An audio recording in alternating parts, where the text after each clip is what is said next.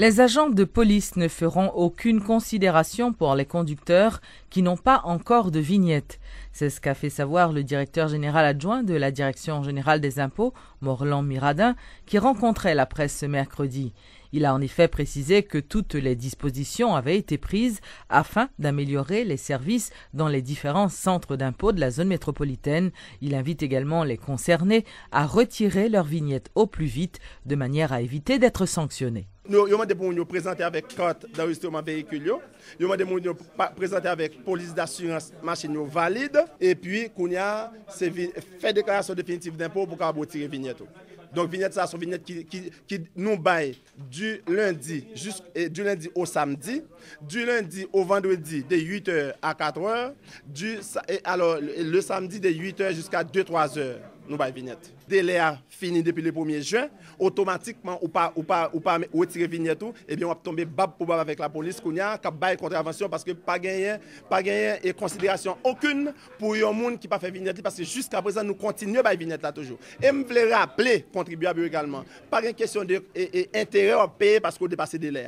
Si vous avez un problème quelconque qui fait que vous pas venir retirer vignette ça le 1er juin, et bien je dis on doit présenter dans tout et centre des impôts et de la zone métropolitaine, nous gagnons Carrefour, nous gagnons Delma, nous gagnons Pétionville, nous gagnons Croix des Bouquets, nous gagnons Bureau Central. D'accord? Que nous disposons de vignettes, tout le monde vient retirer vignette. Si vous avez un petit problème quelconque, ou pas retirer, vous vient retirer, ou toujours retirer à même prix que vous supposé payer parce qu'on ne peut pas payer intérêt sur ça. Aller en circulation, aujourd'hui, invitez-nous à aller en circulation pour quelle qualité de service nous avons. Nous passons de 5 comptoirs à 18 comptoirs qui sont disponibles pour tout le monde venir retirer vignette. Nous passons de 2 caisses à 5 caisses disponibles pour nous payer comme yo. Normalement, le service est disponible, c'est Mounio qui gagne pas animé de bonne foi pour retirer vignette qui fait que la machine a circulé sa vignette. Signature ce mardi de 5 nouveaux accords de dons entre le gouvernement haïtien et la Banque mondiale. Ces accords ont porté sur plusieurs domaines, notamment le tourisme, l'éducation et l'agriculture, financés par la Banque mondiale à hauteur de 130 millions de dollars américains. Ce sont au total 5 nouveaux accords qui ont été signés ce mercredi 9 juillet par le ministère de l'Économie et des Finances et la Banque mondiale. D'un montant supérieur à 139 millions de dollars, ces dons permettront d'aider des centaines de milliers d'Haïtiens en situation difficile dans plusieurs zones du pays. Les domaines touchés entre autres le développement communautaire, l'agriculture, le tourisme et l'éducation, explique le grand argentier de la République, Marie-Carmel Jean-Marie. L'un des accords porte sur un appui budgétaire général de plus de 17 millions de dollars qui va permettre au gouvernement, au trésor public, de financer certaines dépenses qui sont déjà inscrites à l'intérieur du budget de ce budget 2013-2014. Un financement additionnel pour le projet de développement communautaire participatif en milieu urbain, un important projet de 50 millions de dollars qui touche plutôt le secteur productif générateur d'emplois et générateur de richesses. Nous avons un autre projet également qui touche le volet économique. C'est le projet de développement régional de la boucle Saint-Artibonite pour également un montant de 50 millions de dollars. Et finalement, le dernier accord touche le programme d'éducation pour tous. Aider Haïti à réaliser ses projets de développement, c'est l'un des principaux objectifs de la Banque mondiale. Un partenariat qui ne date pas d'hier et qui ne s'arrêtera pas demain. Ce mercredi 9 juillet, la directrice générale Sri Mulyani Indrawati, au terme de sa visite de 3 jours dans le pays, a une fois de plus réitéré l'engagement de l'institution financière à accompagner le gouvernement haïtien dans ses projets visant à offrir de nouvelles opportunités et de meilleures conditions de vie aux enfants, aux producteurs ruraux ainsi qu'aux communautés locales.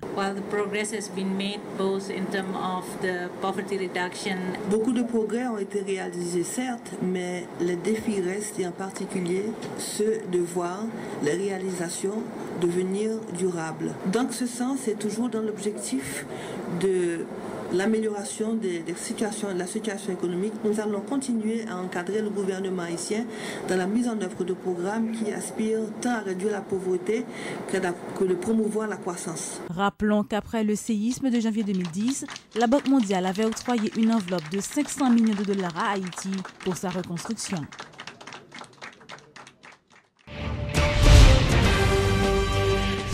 La directrice générale de la Banque mondiale a mis fin ce mercredi à une visite de 72 heures en Haïti.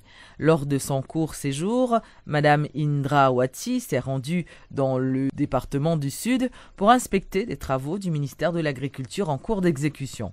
Nous avons accompagné la directrice Banque mondiale avec représentant BID qui devait garder le projet RECEPAG que nous avons exécuté dans le département Sud parce que BID avec Banque mondiale, Haïti coup de main pour permettre que le projet ça nous avance encore. Il faut dire que le projet ça rentre dans la ligne que le gouvernement a tracée pour permettre que nous augmenter la production agricole, mais surtout pour permettre que nous réduisons les pertes que nous avons enregistrées après la récolte fin faite. Parce que le pays d'Haïti a perdu entre 30 et 40% après une fin récolte. Et nous voulons monter un programme qui peut permettre que nous réduisons les pertes. Et c'est dans ce sens ça, deuxième phase programme ça que nous avons lancé là. Il pral surtout agir côté nous pral mettre des unités de transformation produits agricoles en place pour permettre que nous diminuer perte pour récolte.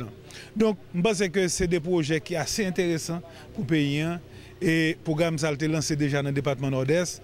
Là nous dans le département sud, nous avons résultats, rendement continue à augmenter, superficie que le programme ça a été couvert continue à augmenter. Donc c'est un bon bagage pour le secteur agricole là. Le ministre de l'Éducation nationale reconnaît que des tentatives de fraude ont été observées pendant les examens. Mais Nesmi Maniga estime qu'il s'agit là de cas isolés qui ont été détectés et traités par la police et la justice. Il reste toutefois des efforts à réaliser afin d'améliorer le déroulement des épreuves. Les précisions de Nesmi Maniga qui était invité à la rubrique Le Point ce mercredi. Par exemple, quand pile fois, c'est direction l'école autour qui pas nécessairement attend et répondre à préoccupation ministère là. Nous avons des cas, c'est des cas de fraude, nous avons des cas, c'est des cas de timoun après 9e année, nous pas réaliser que le fait 3 ans qui j'en fait arrivé dans bac 1. Donc dans pile bagaille qui dans système là qui mérite corriger en amont, c'est pas nécessairement mauvaise gestion ministère, c'est des pratiques qui en cours dans système là qui supposé améliorer et même capable de dire globalement année dernière nous avons pratiquement 14 000 cas que nous avons recensés dans le ministère. L'année ça, il y a autour de 6 000 cas. Donc, on pense au fur et à mesure, nous avons amélioré globalement la capacité système pour que les font meilleur examen. Mais rester toujours des poches de résistance, rester toujours des situations qui fait que malgré que le ministère prend des mesures, ça ne veut pas dire que les mesures respectées à 100%. Nous avons des rapports qui montrent que jusqu'à présent, il y a des efforts qui étaient pour faire pour que c'est des professionnels uniquement qui sont dans la salle d'examen. Et nous pourrons l'assurer qu'au niveau correction, que si nous après fin pile effort, pas victime de mauvais correcteurs. L'Argentine se qualifie ce mardi pour la finale de la Coupe du Monde. L'équipe s'impose face aux Pays-Bas au tir au but 4-2. Les Pays-Bas n'ont pas réussi à gagner 2 fois au tir au but dans la même Coupe du Monde. Une seule équipe l'a réussi, c'était l'Argentine en 1990. En finale donc dimanche, l'Argentine affrontera l'Allemagne au Maracanã. Ce sera la même finale que lors des Coupes du Monde de 1986 et de 1990. 24 ans après, l'Argentine se retrouve en finale d'une Coupe du Monde. Après la qualification de l'Argentine pour la grande finale, les supporters de l'équipe ont gagné les rues de la capitale haïtienne à Port-au-Prince pour célébrer la victoire de cette formation emmenée par Léo Messi.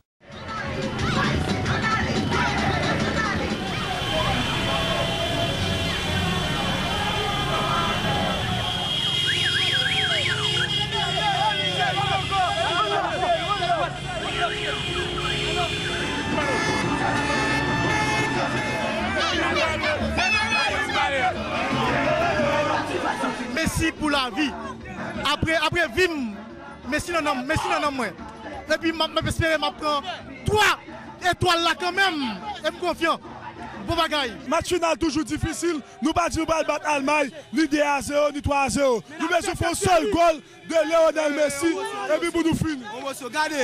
Ouais, je ne dis pas ça qu'a fait là. C'est pas que nous avons cherché longtemps. Nous sommes champions. Pour moi, je ne suis pas final parce que c'est Messi qui met le béton. Champion net, allez. Nous ne sommes pas côté n'a campé. Très civilisé là. nous autres, c'est l'Argentine qui a mené le bal là. Nous disons ça, moment ça arrivé, c'est le moment l'Argentine. Est-ce qu'on paie Allemagne? Paie Allemagne, patron? Est-ce que j'ai quelqu'un qui a paie Allemagne? Champion du monde, patron. 2014, 4 heures tapant, enterrement pas raté. Là, snap champion, ouais pas ouais.